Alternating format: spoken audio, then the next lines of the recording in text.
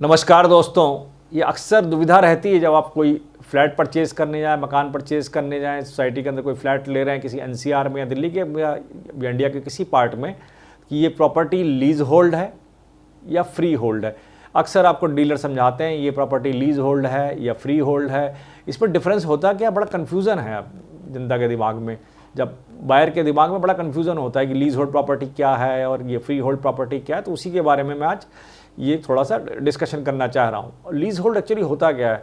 Lease hold जो होता है कि ये प्रॉपर्टी हो सकता है 30 ईयर्स के लिए हो, अप टू 99 ईयर्स के लिए हो सकती है, जो इसको एक्सटेंडेबल होती है। इन फ्यूचर जो लीज पीरियड के बाद इसको एक्सटेंड किया जा सकता है, लेकिन इसमें जो ओनरशिप होती है स्टेट की होती है। तो स्टेट को कुछ पर्टिकुलर फीस पेमेंट करने के बाद इस लीज पीरियड को एक्सटेंड किया जा सकता है। तो ये फ़र्क होता है उसके अंदर। और ये लैंड ओनरशिप में जो होता है कि आपकी जो इंडिविजुअल है वही उसका ओनरशिप उसी के हाथ में होती है और जिसको चाहे बेच सकता है, ट्रांसफ़र कर सकता है।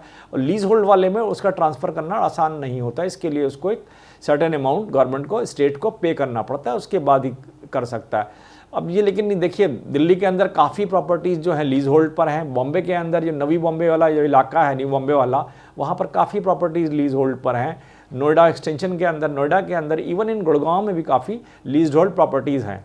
फ्री होल्ड भी प्रॉपर्टीज़ हैं, लेकिन लीज होल्ड प्रॉपर्टीज़ बहुत हैं।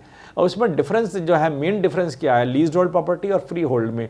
लीज होल्ड प्रॉपर्टी जो होती है, land belongs to the state को बिलोंग करता है। और इसमें जो है फ्री होल्ड जो होता है ये ओनर को ही बिलोंग करता है, जिसके नाम पे प्रॉपर्टी है, जिसके नाम रजिस्ट्रेशन है, उसी को बिलोंग करता है।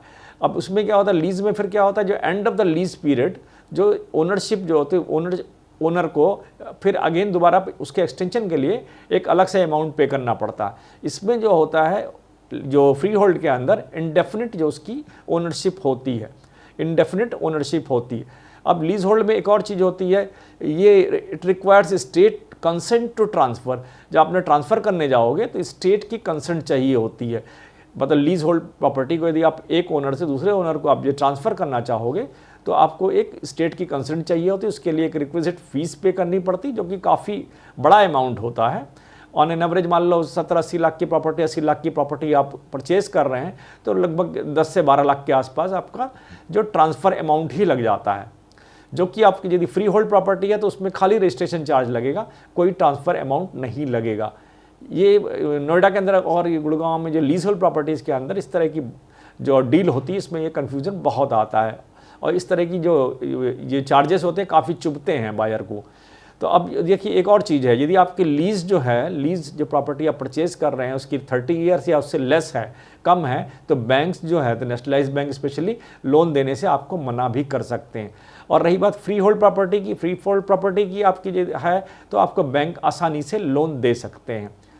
अब मोटे तौर पर समझा जाए, जैसे कि अब नोएडा में आप कोई फ्लैट खरीद रहे हैं जो आपको मान लीजिए 80 लाख रुपए का है, 80 लाख रुपए का फ्लैट है, तो उसमें आप यदि ओनरशिप ट्रांसफ़र करेंगे, मतलब लीज होल्ड प्रॉपर्टी है, यदि आप उसको आप ट्रांसफ़र करना चाहते हैं या बेचना चाहते हैं लीज होल्ड प्रॉपर्टी को, तो जो बायर है उसको ही सपोज टू पे 10 to 12 lakh rupees plus registration charges, मतलब 80 लाख की प्रॉपर्टी लगभग उसको 95 लाख के आसपास पड़ेगी और 1 करोड़ के आसपास पड़ेगी। यदि यही प्रॉपर्टी यदि आपकी फ्री होल्ड है तो ये प्रॉपर्टी 80 लाख की है तो ज़्यादा से ज़्यादा आपको 87 या 88 लाख रुपए की पड़ेगी।